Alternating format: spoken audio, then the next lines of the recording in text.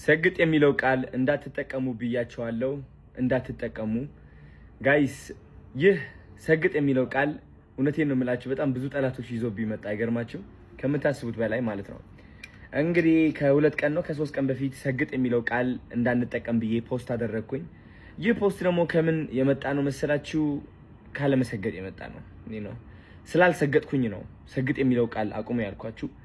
እና አንዳንድ ሰዎች ሰግጠው እየጠሉን፣ ሰግጠው ለመመቃኘት እየሞከሩ ነው፣ ሰግጠው ላለመረዳት እየሞከሩ ነው፣ ሰግጠን ለማስረዳት እየሞከርን ሰግጠው ላለመረዳት እየሞከሩ ነው። ስለዚህ ካሁን በኋላ ሰግጥ የሚለው ቃል እንዳትጠቀሙ፣ ስግጥግጥ የሚለው ቃል ነው የምትጠቀሙት ማለት ነው። ከስግጥ ፍምስ ወደ ስግጥግጥ ፍምስ ተቀይሯል ማለት ነው።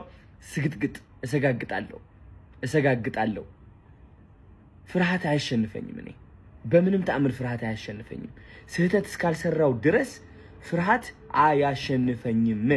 ለዓላማዬ የምሞት ሰው ነኝ።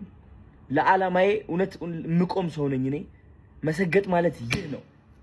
ለዓላማ ቁም ብዬ እየመከርኩኝ እያለ እንዴት ከዓላማዬ እርቃለሁ? እኔ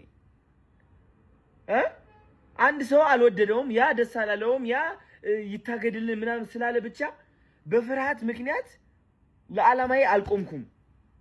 እናንተ የመሰላችሁ ሰግጥ የሚለው ቃል ያቆምኩት ነው የመሰላችሁ። በቃ ሰግጥ ይኸው ሲምፕል 3 ቃላት ነው። ወደ ፍግት፣ ወደ ትግት፣ ወደ ስርት ፍምስ እንቀይረዋለን ምናምን እያላችሁ ነበር።